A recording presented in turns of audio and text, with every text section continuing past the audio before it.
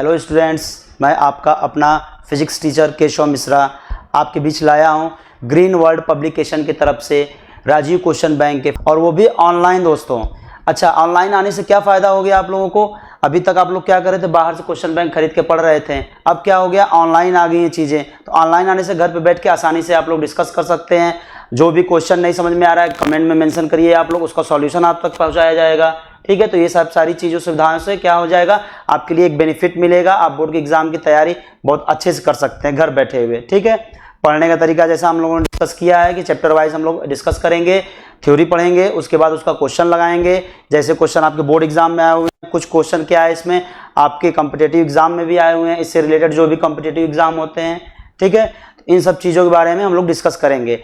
जैसा है कि हम लोग प्रीवियस क्लास में डिस्कस किए हुए थे सारे क्वेश्चन को।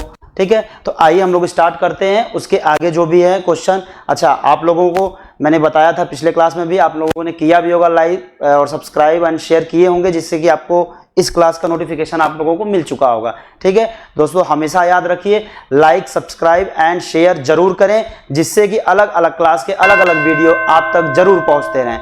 ठीक है दोस्तों, चलिए आइए हम लोग नेक्स्ट क्लास स्टार्ट करते हैं। इसके पहले क्वेश्चन हम लोगों ने डिस्कस किए थे, थ्योरी पढ़ चुके थे, और 16 क्वेश्चन तक हम लोगों ने ऑप्शनल बहुविकल्पी क्वेश्चन को हम लोग सॉल्व कर चुके थे। अब उसके बाद जो भी है क्वेश्चन अभी बचे हुए हैं, इसको हम लोग बारी बारी से डिस्कस करते हैं। ठीक है दोस्तों, चलिए आइए देखिए क्या दिया हुआ है क्वेश्चन यहाँ पे। एक वैद्युत रोधी स्टैंड पर रखे 10 सेंटीमीटर त्रिज्या के चालक खोखले गोले की सतह पर वैद्युत क्षेत्र की तीव्रता 10 न्यूटन पर कूलाम है। गोले के केंद्र पर वैद्युत की क्षेत्र की तीव्रता क्या होगी? चलिए, बहुत बढ़िया क्वेश्चन है, इसको आप लोग दिमाग लगाइए थोड़ा।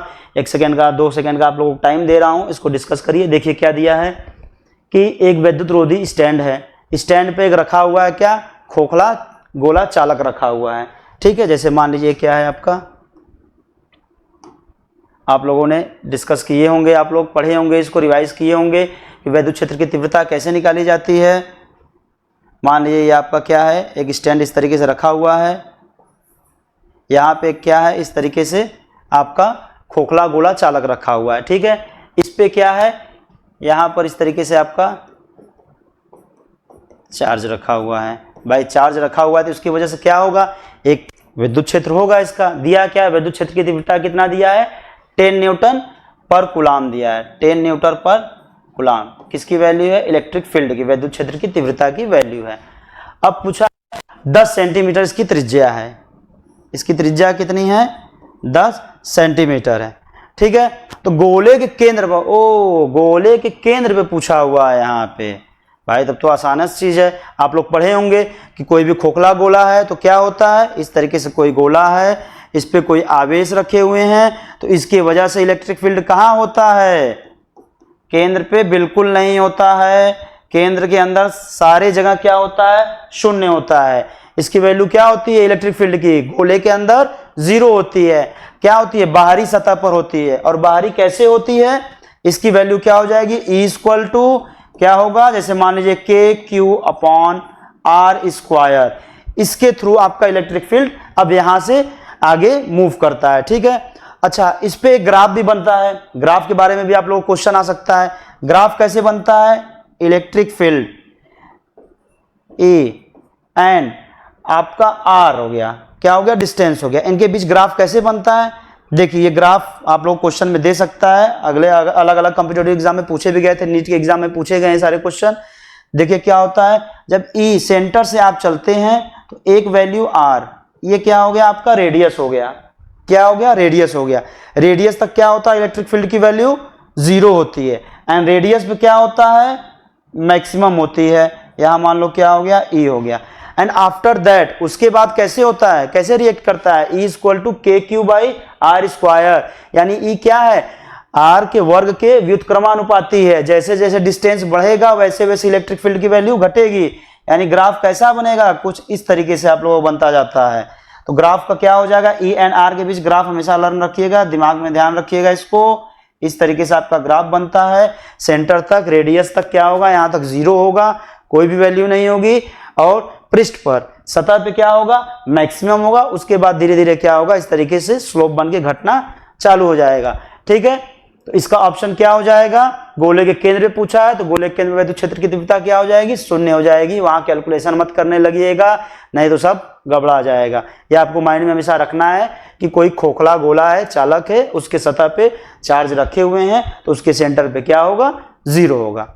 ठीक है, चलिए इसको देख लीजिए, समझ लीजिए, फिर इसको नेक्स्ट क्वेश्चन हम लोग डिस्कस करते हैं। इसको समझ लीजिए यहां पर।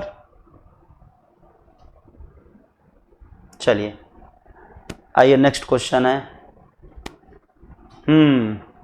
किसी आवेशित गोलीय चालक में विद्युत क्षेत्र, अभी मैंने सारी चीज डिस्कस कर लिया पिछले क्वेश्चन में, ग्राफ भी बना दिया, आसानी से देख के आप लोग समझ सकते हैं। अगर ग्राफ आपको याद है तो आप खोखले गोले पे जो भी क्वेश्चन बनते हैं आसानी से उसको कर सकते हैं।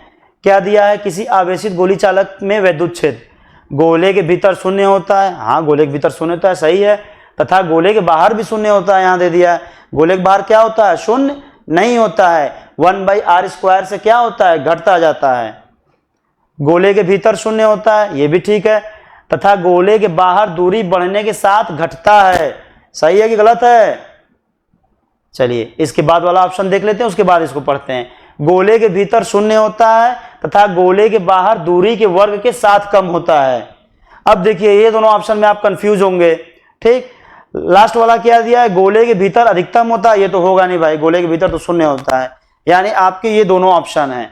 अब दोनों ऑप्शन में देखिए बोल क्या रहा है, गोले के भीतर शून्य होता है तथा गोले के बाहर दूरी बढ़ने के साथ घटता जाता है, ये भी लगभग ठीक है। लेकिन इन दोनों में सबसे ज्यादा बढ़िया ऑप्शन कौन सा है, गोले के भीतर शून्य होता है तथा गोले के बाहर दूरी के वर्ग के साथ कम होता है। मैंने क्या बताया था, दूरी के वर्ग के साथ क्या होता है, कम होता जाता है। कैसे, E directly proportional to 1/r², इससे क्या होता है, कम होता जाता है। तो इन दोनों में ये नहीं कि जल्दी जल्दी चक्कर में इस पर टिक मार दें, आपको ध्यान दीजिए इन दोनों ऑप्शन में बेटर ऑप्शन कौन सा है, दूरी के वर्ग के साथ कम होता है। तो हमारा कौन सा ऑप्शन होगा, ये थर्ड ऑप्शन टिक करना होगा। ग्राफ हमेशा आप लोग लर्न कर लीजिए, ये वाला ग्राफ जो है E एंड R के बीच का, ये हमेशा हर जगह आपको काम आएगा। इस तरीके से आपका ग्राफ रहता है, इसको बार बार बोल रहा हूँ, लर्न कर लीजिए। यहाँ मैक्सिमम वैल्यू E होगी, सतह पर गोले के क्या होता है, मैक्सिमम होता है, उसके बाद दूरी के वर्ग के साथ घटता जाता है। ठीक है, इसको देख लीजिए, बढ़िया क्वेश्चन था ये भी। आइए चलिए नेक्स्ट क्वेश्चन पे आते हैं। 19 क्या दिया है, धातु के आवेशित गोले के पृष्ठ से गोले के अंदर केंद्र की ओर जाने पर विद्युत क्षेत्र का मान उतना ही रहता है, घटता है, बढ़ता है, सब जगह शून्य होता है। एक क्वेश्चन देखिए, तीन क्वेश्चन, एक टॉपिक पे डिपेंड 3 क्वेश्चन आ गए आपके, एक टॉपिक पे डिपेंड 3 क्वेश्चन आ गए। अगर एक क्वेश्चन आप ग्राफ केवल समझे हुए हैं तो आप ये तीनों क्वेश्चन को आसानी से कर सकते हैं। क्या दिया है, धातु के आवेशित गोले के पृष्ठ से गोले के अंदर केंद्र की ओर जाने पर विद्युत क्षेत्र का मान क्या होता है, घटता है कि क्या होता है, बढ़ता तो है नहीं, घटता है, ठीक है। क्या घटता है, उसके बाद क्या होता है, उतना ही रहता है, नहीं, सब जगह क्या होता है, शून्य होता है। यानी गोले के अंदर पृष्ठ पे क्या होता है, पृष्ठ से जब हम भी अंदर जाएंगे, ये हमारा गोला हो गया, इसके अंदर एनी पॉइंट, हमेशा माइंड में इसको याद रखिए, लर्न रखिए कि इसके अंदर किसी भी पॉइंट पे हम लोग क्या करेंगे, डिस्कस करेंगे, तो वैल्यू कहीं भी क्या होगी, इलेक्ट्रिक फील्ड क्या होती है, 0 होती है इसके अंदर। ठीक है, तो ये हो गया। इस पे कई सारे एग्जाम्पल भी हैं, अभी आपको हम लोग डिस्कस करेंगे आगे क्वेश्चन के अकॉर्डिंग। ठीक है, तो इसका ऑप्शन क्या हो जाएगा, सब जगह शून्य होता है। चलिए ये वाला क्वेश्चन है 19, ये हो गया, ये वाला ऑप्शन होगा आपका 4th। नेक्स्ट क्वेश्चन क्या है, आवेशित खोखला गोला विद्युत क्षेत्र उत्पन्न नहीं करता है, यानी विद्युत क्षेत्र उत्पन्न नहीं करता है। कहां पर, किसी बाहरी बिंदु पर, नहीं बाहरी बिंदु पर तो होता है, 2 मीटर से अधिक दूरी पर, ये तो कहीं लिखा ही नहीं है, इसको तो हम लोग डिस्कस ही नहीं किए हैं। 5 मीटर से अधिक, ये पता नहीं कहां से आ गया, 2 मीटर 5 मीटर लेंथ की तो हम लोग डिस्कस ही नहीं किए डिस्टेंस की। कैसे होता है, किसी आंतरिक बिंदु पर क्या होता है, मैंने अभी पिछले क्वेश्चन में हम लोगों ने डिस्कस किया, क्या गोले के अंदर क्या होता है, शून्य होता है। इसको हमेशा देखिए, इस पे कितने क्वेश्चन बन रहे हैं, बहुत सारे क्वेश्चन बनते जा रहे हैं। इस पे क्या होगा, विद्युत क्षेत्र उत्पन्न नहीं करता, यानी इसके अंदर क्या होगा, इलेक्ट्रिक फील्ड जीरो होगा, जीरो होगा। हमेशा लर्न रख लीजिए कि खोखला चालक गोला पृष्ठ है तो इसके अंदर क्या होगा, शून्य होगा। इसके बाहरी सतह पे क्या होगा, मैक्सिमम होगा। जैसे जैसे दूरी बढ़ती रहेगी वैसे क्या होगा, घटता जाएगा। इस फॉर्म में क्या होगा, घटता जाएगा। ठीक है, तो इसका क्या ऑप्शन हो जाएगा, किसी आंतरिक बिंदु पर। ये वाला आपका ऑप्शन सही हो जाएगा। ठीक है, चलिए बहुत अच्छे अच्छे क्वेश्चन मिलते जा रहे हैं। अब ये आ गया 21। हाँ, विद्युत फ्लक्स का मात्रक क्या होता है। पिछले क्लास पे हम लोग थ्योरी में डिस्कस किए थे विद्युत फ्लक्स क्या होता है उसके बारे में, तो उसका मात्रक क्या होगा। ठीक है, चलिए डिस्कस करते हैं इसमें। विद्युत फ्लक्स होता क्या था, हम लोग पढ़े थे, विद्युत क्षेत्र रेखाएं, इलेक्ट्रिक फील्ड लाइंस कितनी क्रॉस करती हैं वही क्या होती है, विद्युत फ्लक्स हम लोगों का होता है। किसी सरफेस से कितनी रेखाएं जा रही हैं उन लोगों का विद्युत फ्लक्स होता है। तो इसकी वैल्यू क्या होती थी, फाई इक्वल टू इस तरीके से क्लोज सरफेस का कुछ आता था, E डॉट ds, यानी क्या हो गया, इलेक्ट्रिक फील्ड विद्युत क्षेत्र हो गया तथा एरिया उसका सरफेस, यानी फाई इक्वल टू क्या हो गया, E डॉट ds। तो इसका अगर हम लोग देखें तो क्या हो जाना चाहिए, वेबर तो होगा नहीं, वोल्ट मीटर, वोल्ट मीटर, दोनों ऑप्शन ये क्या दे दिया है, सेम सेम है क्या ऑप्शन दोनों। चलिए कोई बात नहीं, हो सकता है अपलोड करने में गलती हो गई हो।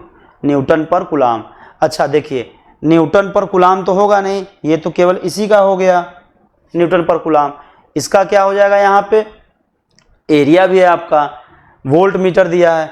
अच्छा देखिए एक चीज हम लोग पढ़े थे, E equal to dV by dx, ये पढ़े थे, यानी E इक्वल टू ई का क्या हो गया, वोल्ट पर मीटर हो गया, वोल्ट पर मीटर हो गया यूनिट। तो यहाँ पे अगर हम लोग देखें वोल्ट पर मीटर इनटू एरिया क्या हो जाएगा इसका यूनिट, मीटर स्क्वायर हो गया। ठीक, अगर हम 1 मीटर से 1 मीटर कैंसिल कर दें तो क्या हो जाएगा ऑप्शन, वोल्ट मीटर हो जाएगा।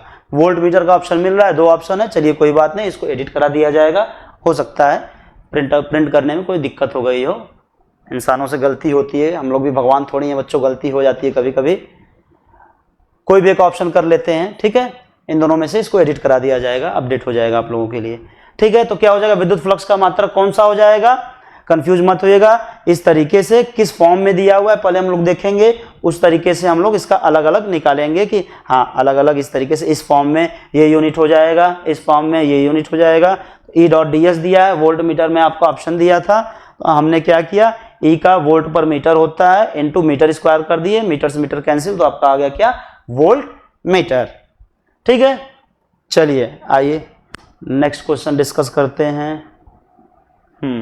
इसका ऑप्शन करेक्ट कराया जाएगा।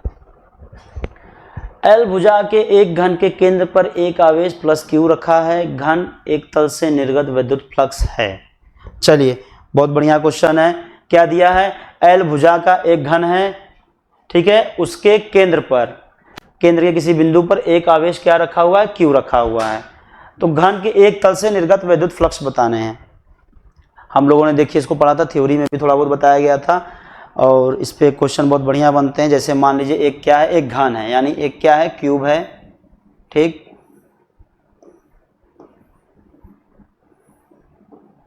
इस तरीके से हमारा क्या है, एक क्यूब बना हुआ है। ठीक है, बोला इसके सेंटर पे केंद्र बिंदु पर एक आवेश प्लस क्यू रखा हुआ है, यहाँ पे प्लस क्यू रखा हुआ है। ठीक है, तो घन के एक तल से निर्गत विद्युत फ्लक्स क्या होगा।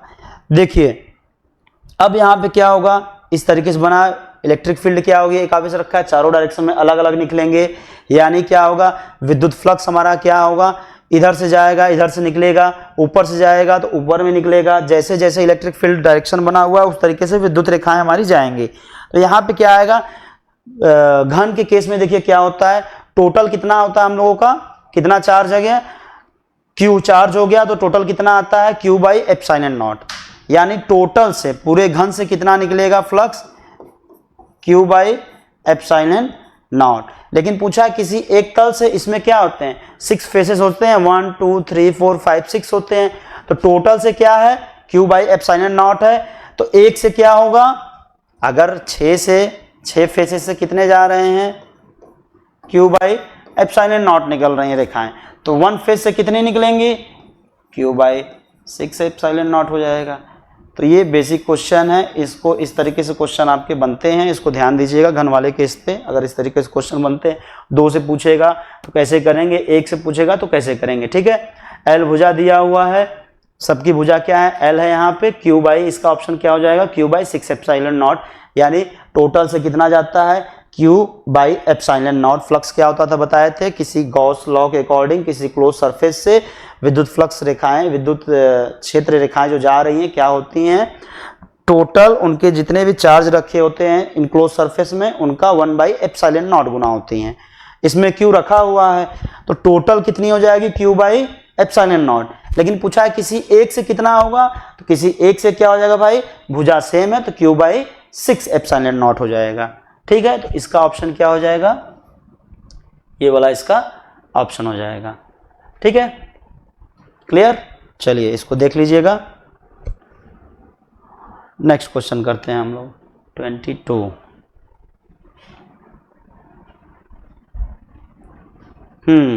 बहुत बढ़िया क्वेश्चन है।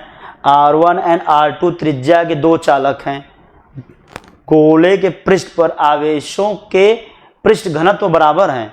वाह भाई, पृष्ठ घनत्व बराबर हैं, पृष्ठों पर विद्युत क्षेत्र की तीव्रताओं का अनुपात है। वाह क्या क्वेश्चन है, बहुत बढ़िया क्वेश्चन है। इससे क्वेश्चन बहुत अच्छे बनते हैं, इसको आप लोग समझ लीजिए। इससे क्वेश्चन घुमा के भी बन सकते हैं, डेटा चेंज करके क्वेश्चन बन सकते हैं आप लोगों के, ठीक है। समझिए इसको, आइए देखते हैं कैसे होगा ये क्वेश्चन। पहले क्वेश्चन समझते हैं क्या दिया है, उसके बाद इसको सॉल्व करेंगे अच्छे से हम लोग आराम से। कोई भी चीज टॉपिक ना समझ में आए, आप वीडियो में क्या कर सकते हैं, जो भी आपका लेक्चर है आप उसमें कमेंट कर सकते हैं, कोई भी क्वेश्चन आप मेंशन कर सकते हैं, उसका सॉल्यूशन आप तक जरूर मिल जाएगा। R1 एंड R2 त्रिज्याओं के 2 चालक हैं,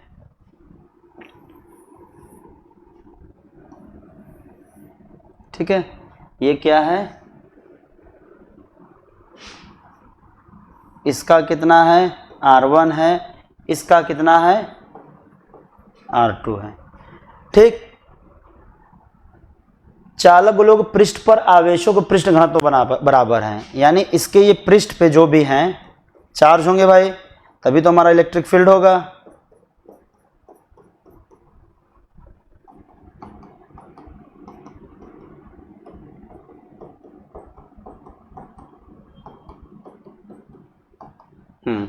क्या दिया है कि पृष्ठ घनत्व बराबर हैं, तो हम लोगों ने भी डिस्कस किया था थ्योरी में कि सरफेस चार्ज डेंसिटी या पृष्ठ घनत्व क्या होता है, उसको हम लोग सिग्मा से डिनोट करते हैं। सिग्मा इक्वल टू क्या होता है, क्यू बाई ए होता है, ठीक।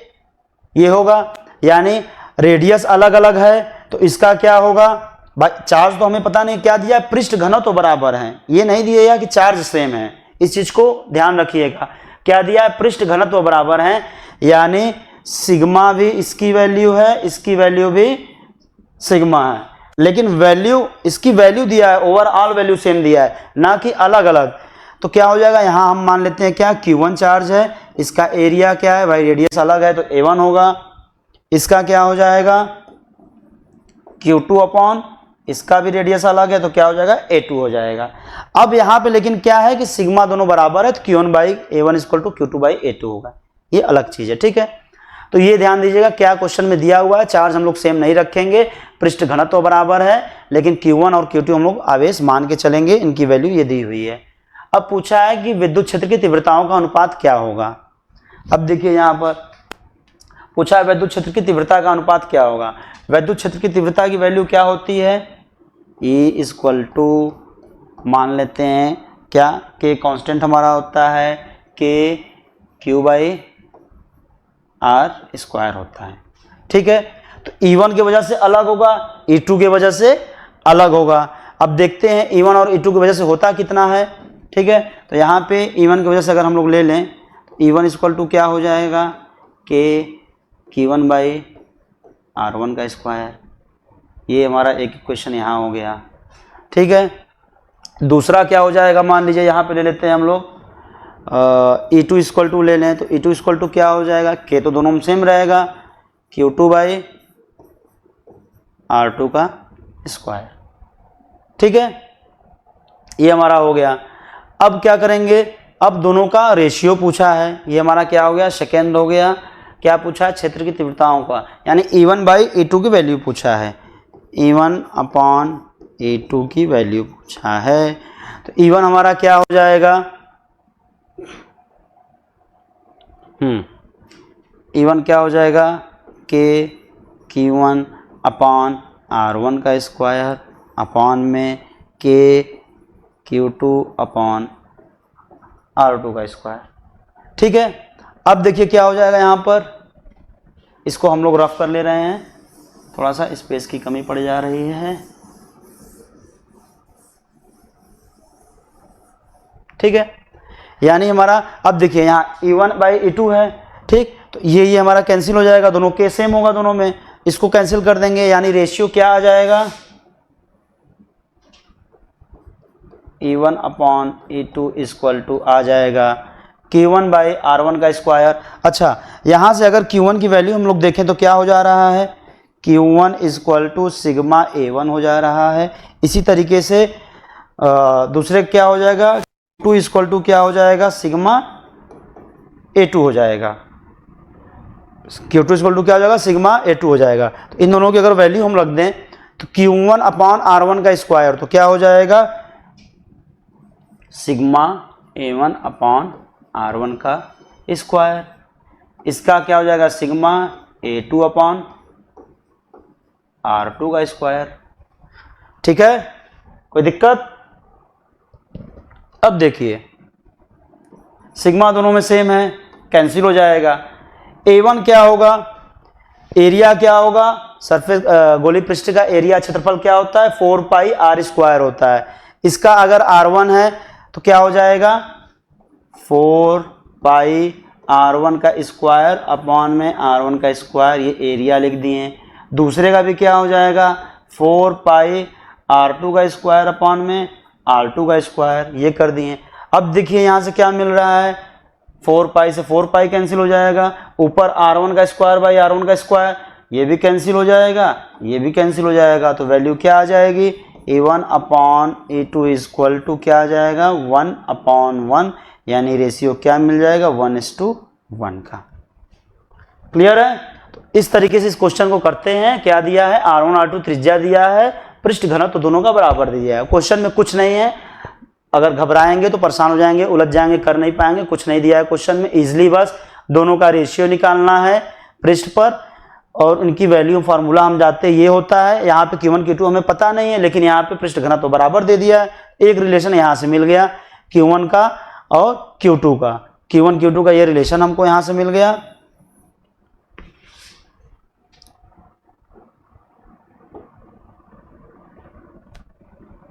Q1 एंड Q2 का ये रिलेशन हमको यहाँ से मिल गया। ठीक है, इसको हम लोग इस तरीके से यहाँ से वैल्यू पुट करेंगे और सीधे यहाँ पे हम लोग रख देंगे, ये हमारा कैंसिल आउट हो जाएगा और हमारा आंसर क्या आ जाएगा, ये हमारा लास्ट में आंसर हो जाएगा। यानी इसका ऑप्शन क्या करेक्ट होगा, फोर्थ ऑप्शन करेक्ट होगा। इसको हमेशा दिमाग में ध्यान दीजिएगा कैसे ये क्वेश्चन करना है। 2 सेकेंड दे रहे हैं, इसको देख लीजिए, नोट करना आप लोग नोट कर लीजिए, फिर आगे हम लोग नेक्स्ट क्वेश्चन को डिस्कस करते हैं।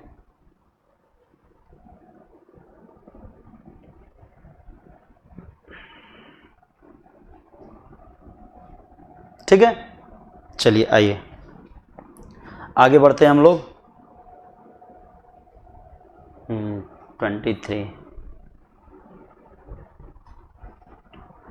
24 बहुत बढ़िया। देखिए क्या दिया है इसमें, 2 प्लेटें जिनमें प्रत्येक का क्षेत्रफल A है। क्या दिया है, क्षेत्रफल दोनों का A है। D छोटी दूरी पर एक दूसरे के समांतर रखी गई हैं, उन पर क्रमशः +Q तथा -Q का आवेश है। प्लेटों के बीच के स्थान में विद्युत क्षेत्र होगा। बहुत बढ़िया क्वेश्चन है, बहुत ही अच्छा क्वेश्चन है। क्या दिया है, 2 प्लेट हैं, ठीक, मान लीजिए इस तरीके से आपका एक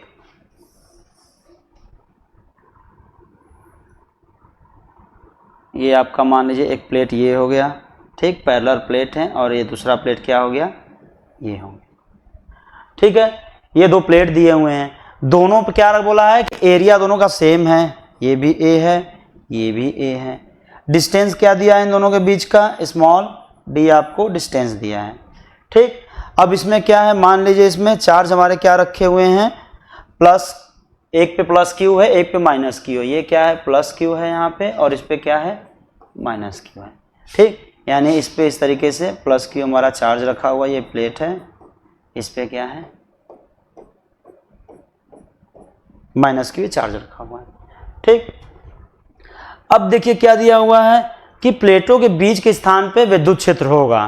ठीक, क्वेश्चन आपका, पहले कोई भी क्वेश्चन आए पहले समझिए क्या क्या दिया हुआ है, क्या पूछ रहा है। ठीक, दो प्लेट दिया हुआ है, दोनों का एरिया दिया हुआ है, डिस्टेंस पे रखे हैं, प्लस क्यू माइनस क्यू क्रमशः उन पे आवेश है, प्लेटों के बीच के स्थान पे पूछ रहा है, किसी एक स्थान पे मान लीजिए पॉइंट पे पूछ रहा है। ठीक है, अच्छा एक चीज अब देखिए इसमें क्या दिमाग लगाने वाली चीज है, अगर उस चीज को आप लोग समझ गए तो क्वेश्चन आसानी से आप लोग कर लेंगे। ठीक है, क्या दिया हुआ है कि अब यहाँ पे विद्युत क्षेत्र पूछा है तो सदिश राशि है, डायरेक्शन भी होगा इसका। देखिए डायरेक्शन हम लोग कैसे बनाते हैं, यहाँ पे इसका दिया हुआ है प्लस क्यू है, प्लस क्यू की वजह से क्या होगा, आउटवर्ड होता है, यानी इससे क्या होगा, मान लीजिए इस डायरेक्शन में इस तरीके से होगा। ठीक, और इधर क्या होगा, आउटवर्ड होगा।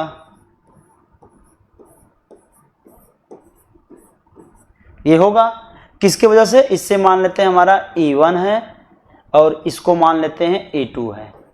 ठीक, ये हमारा क्या हो गया, अंदर में E1 इस डायरेक्शन में है, बाहर में E1 इस डायरेक्शन में है, अंदर में, बाहर में E1 इस डायरेक्शन में है।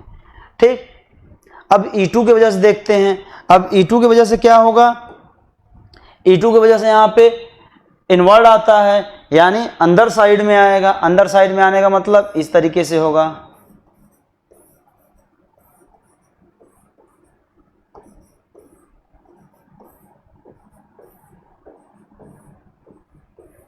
ये किसका हो गया, E2 का हो गया। E2 बाहरी साइड से E2 अंदर आ रहा है, अंदर भी E2 का डायरेक्शन ये है। ठीक, ये हो गया। अच्छा अब देखिए एक चीज और, E1 हमारा ग्रीन कलर से है। ठीक है, अगर मान लीजिए बाहर भी हम लोग डिस्कस, अभी क्या पूछा है, अंदर के क्षेत्र में पूछा है, लेकिन बाहर का भी अब हम लोग देख लें, अगर बाहर कैसे होगा, अगर यहां पर देखें हम लोग बाहर किसी पॉइंट पे, तो माइनस क्यू की वजह से, E2 की वजह से डायरेक्शन इस साइड है।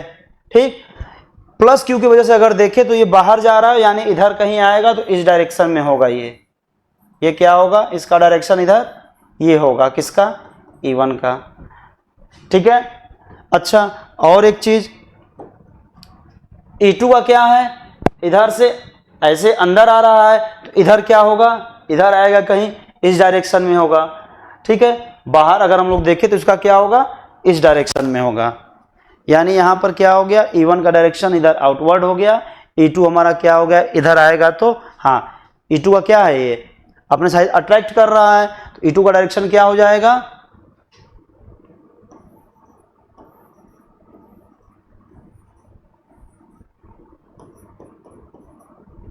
ये हो गया E2 का डायरेक्शन। ठीक, इधर से ये अट्रैक्ट कर रहा है और ये क्या कर रहा है, इधर से बाहर जा रहा है। ठीक है, तो यहां पर अगर देखें, अगर सारी चीजें हमारी सेम हो, यानी क्या होता है इस पे, हाँ समानांतर प्लेट की वजह से, पैरेलल प्लेट की वजह से जो हमारी वैल्यू आती है वो क्या होती है,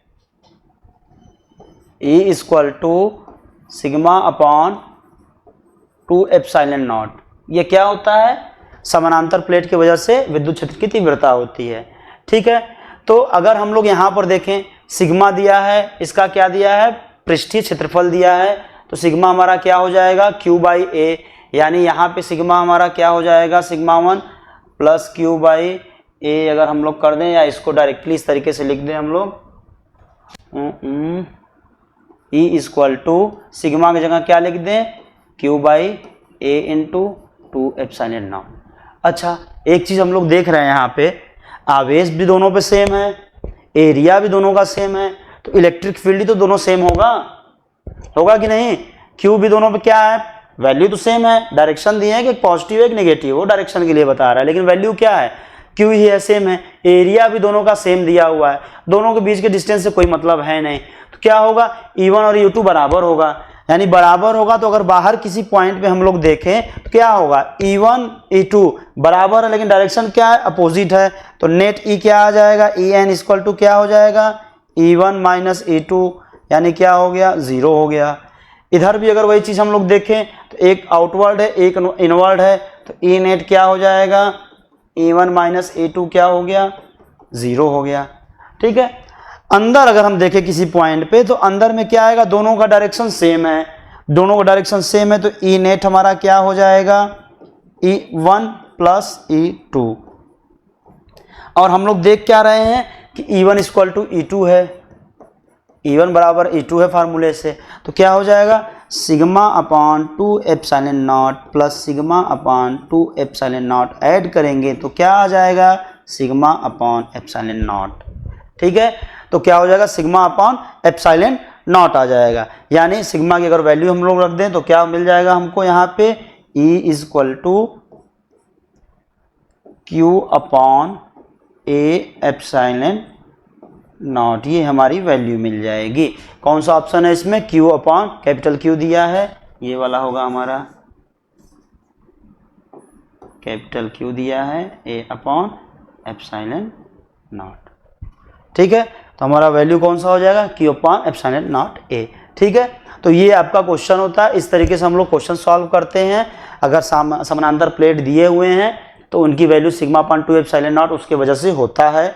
ठीक है, इलेक्ट्रिक क्षेत्र की तीव्रता होती है। अगर डायरेक्शन इस तरीके से हम लोग करते हैं, मेन डायरेक्शन का खेला है इसमें, अगर डायरेक्शन आप समझ गए तो आसानी से आप लोग कर सकते हैं। ये देखिए इस तरीके डायरेक्शन हो गया, नेगेटिव इनवर्ड हो जाएंगे, पॉजिटिव आउटवर्ड हो गए, अंदर क्या हो जाएगा, ऐड होंगे, बाहर क्या होंगे, सब्ट्रैक्ट होंगे, इधर होगा इसकी वजह से इनवर्ड होगा, तो बाहर क्या हो जाएगा, 0 हो जाएगा, अंदर में हमारी वैल्यू आ जाएगी Q by epsilon not A। Okay दोस्तों, समझ में आया, चलिए अच्छी बात है, बहुत बढ़िया क्वेश्चन था कुछ नहीं इसमें, बस समझना है। मैंने तीनों डायरेक्शन के लिए मैंने बता दिया, आउटवर्ड के लिए बता दिया, इनवर्ड के लिए बता दिया। हो सकता है क्वेश्चन आउटवर्ड कभी पूछ दे, इस तरीके से हम लोग आसानी से कर लेंगे। क्लियर है, चलिए आइए अब हम लोग चलते हैं नेक्स्ट क्वेश्चन पे, इसको क्लियर करते हैं। ठीक है,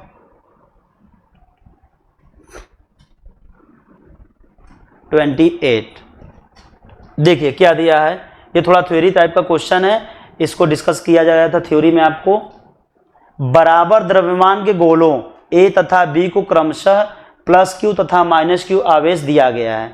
यदि आवेशन के पश्चात इनके द्रव्यमान क्रमशः MA एवं MB हो तो MA तथा MB में संबंध होगा। मैंने बताया था कि अगर मान लीजिए कोई हमारा पदार्थ है, ठीक है, अगर इस पे पॉजिटिव चार्ज आ रहे हैं, पॉजिटिव चार्ज आ रहे हैं मतलब क्या हो रहा है, इस पे कब पॉजिटिव चार्ज आएगा, जब इससे इलेक्ट्रॉन एक बाहर चला जाएगा। क्या हो जाएगा, इलेक्ट्रॉन एक बाहर चला जाएगा। तो अगर ये बताइए इसका एक द्रव्यमान है, भाई इलेक्ट्रॉन का मास होता है कि नहीं, मान लीजिए इस बॉक्स में है, ये बॉक्स में 10 इलेक्ट्रॉन रखे हैं, तो 10 इंटू इलेक्ट्रॉन का मास होगा, 10 मास होंगे इसमें, उसमें से अगर एक चले जाएं तो क्या होगा, इसके द्रव्यमान घटेगा कि नहीं, 9 इलेक्ट्रॉन हो जाएंगे। तो 9 इलेक्ट्रॉन यानी 9 इंटू इलेक्ट्रॉन ऑफ मास हो गया, तो एक मास उसमें से एक इलेक्ट्रॉन का मास घट गया। तो यानी क्या होता है, जब भी कोई पदार्थ होता है अगर धन आवेशित होता है, धन आवेशित कैसे होता है, इलेक्ट्रॉन बाहर जाता है तब होता है। यानी इलेक्ट्रॉन अगर बाहर गया तो क्या हो गया, इसके द्रव्यमान में कुछ कमी आ जाएगी, 10 थे तो 9 हो जाएगा। अगर लेकिन यही यहाँ पे कोई दूसरा है, ठीक, इस पे माइनस चार्ज आ जा रहा है यानी ऋण आवेश है, तो ऋण आवेश का मतलब क्या होता है कि कोई एक्स्ट्रा इलेक्ट्रॉन आ गया, इस पे कोई एक्स्ट्रा एक ऋण आयन इस पे आ गया, यानी अगर 10 थे तो 11 हो गए। तो क्या हो जाएगा भाई, यहां से निकला, इसका मास घट गया, इसका क्या हो गया, इसका मास क्या हो जाएगा, इस पे मान लीजिए इलेक्ट्रॉन आ गया तो इसका मास क्या हो जाएगा, इंक्रीज हो जाएगा इसका मास, और इसका मास क्या हो जाएगा, डिक्रीज हो जाएगा। ठीक है, तो कोई भी पदार्थ हो गया अगर आवेशित होता है तो उसके द्रव्यमान में बहुत छोटी कमी होती है, लेकिन उसके द्रव्यमान में कमी हो जाती है। ठीक है, तो यहाँ यही क्वेश्चन दिया है, आवेदन के पश्चात इनके द्रव्यमान क्रमशः MA एंड MB है। MA है आपका प्लस का और MB है आपका किसका, माइनस का। ठीक है, तो क्या हो जाएगा, धन आवेशित हो गया, इलेक्ट्रॉन बाहर निकल गया, इसका मास घट गया, और इसका इलेक्ट्रॉन जाके इस पे चिपक गया, यानी इसका मास पहले जो था उससे ज्यादा बढ़ गया। तो क्या हो जाएगा, MA लेस देन MB, यानी MB की वैल्यू क्या हो जाएगी, बढ़ जाएगी, MA की वैल्यू घट जाएगी। तो ये थियोरेटिकल क्वेश्चन है, इसको बताया गया था, आपको समझाया भी गया था। अगर मास निकलता है तो क्या होता है, उसका मास जो होता है इलेक्ट्रॉन को निकलता है तो मास डिक्रीज हो जाता है। इस चीज़ को माइंड में सेटअप रखे रहिएगा, कभी कभी इस पे थ्योरी क्वेश्चन बन जाते हैं। तो इसका ऑप्शन कौन सा हो जाएगा, MA लेस देन MB, ये वाला आपका क्वेश्चन हो जाएगा। ठीक है, तो MA लेस देन MB ये करेक्ट आंसर है। ओके, चलिए आते हैं अब हम लोग इसके बाद नेक्स्ट क्वेश्चन पे। 28 था, इसके बाद है 29। देखिए फिर वही क्वेश्चन आ गया। दो बिंदु आवेशों के बीच F न्यूटन फोर्स लग रहे हैं, स्थिर वैद्युत बल कार्य कर रहा है। यदि आवेशों को K परावैद्युतांक के माध्यम में रख दिया जाए तब यह बल होगा। क्या बताया था मैंने सीधे यहाँ पे, या तो डायरेक्टली जो फार्मूला मैंने बनाया था वो फार्मूला कर लीजिए। यहाँ पे F क्या हो गया, इनवर्सली प्रोपोर्शनल 1 मीडियम का हो जाएगा। ठीक, यानी मीडियम का निर्वातांक क्या हो जाता है, किसी माध्यम का परावैद्युतांक क्या हो जाता है, EM = K × निर्वात का परावैद्युतांक। ठीक, तो पहले क्या था, इसमें K में रख दिया जाता है, तो क्या हो गया यहाँ से F डैश जो आएगा नया आएगा क्या हो जाएगा, F/K हो जाएगा। डायरेक्ट क्या हो गया, F/K। मैंने वहां बताया था F1 K1 = F2 K2, ये फार्मूला मैंने बताया था, F1 K1 = F2 K2। पहले क्या था, पहले मान लीजिए F बल लग रहा था, किसमें वो रखे गए थे, निर्वात में रखे गए थे, तो F मान लीजिए निर्वात में रखे गए तो क्या हो जाएगा, F हो गया, और K की वैल्यू निर्वात के लिए 1 हो जाती है। ठीक, दूसरा क्या हो गया, K में रख दिया तो फोर्स कितना हो जाएगा, बल कितना लगेगा, K में रख दिया तो F2 क्या हो जाएगा, F/K ही तो होगा। ठीक है, तो इसका ऑप्शन क्या हो जाएगा, F/K हो जाएगा। ये आपका ऑप्शन ये वाला हो जाएगा, 29 का 4 हो जाएगा, F/K क्या हो जाएगा, K हो जाएगा। क्लियर है, चलिए आइए नेक्स्ट क्वेश्चन पे चलते हैं। हाँ, चांदी का परावैद्युतांक होता है, इसको देखिए कुछ थ्योरेटिकल चीजें होती हैं जिसको आपको लर्न करना पड़ता है। चांदी का परावैद्युतांक क्या होता है, चांदी का परावैद्युतांक के बारे में पढ़ेंगे, आप लोगों को इसका नोट्स में भी बताया जाएगा। अभी सारी चीज़ें दी हुई होती हैं, अलग अलग जो मटेरियल होते हैं उनका अलग अलग परावैद्युतांक होता है। ठीक है, तो चांदी का जो क्या होता है, K = होता है। इसका परावैद्युतांक क्या होता है, बहुत हाई होता है, यानी क्या होता है, K = होता है। ये कुछ थ्योरी क्वेश्चन होते हैं, ऑप्शन में पूछ लेते हैं आपको, चांदी का क्या होता है, कॉपर का क्या हो जाएगा, तांबे का क्या हो जाएगा, तो ये सारी चीज़ें इसको थोड़ा 2 4 10 आपको लर्न करने पड़ेंगे। ठीक है, तो K का क्या हो जाएगा, इन्फिनिटी हो जाएगा। चलिए ठीक है, आज के लिए इतना काफ़ी है। अब हम लोग नेक्स्ट क्लास में दोस्तों पढ़ेंगे, अब बहुविकल्पी लगभग हो चुका है। अब हम लोग जो डिस्कस करेंगे अगले क्लास में अति लघु उत्तरी के बारे में या दीर्घ उत्तरी के बारे में, जो भी क्वेश्चन रहेंगे उसके बारे में हम लोग डिस्कस करेंगे। ठीक है, अच्छा मैंने बार बार बोला, अगर कोई भी आप लोगों को प्रॉब्लम आए तो आप उसको, कोई भी क्वेरी है कमेंट में आप उसको जरूर मेंशन करें। ठीक है दोस्तों, हाँ चैनल को लाइक, सब्सक्राइब और शेयर जरूर करें। ठीक है दोस्तों, थैंक यू।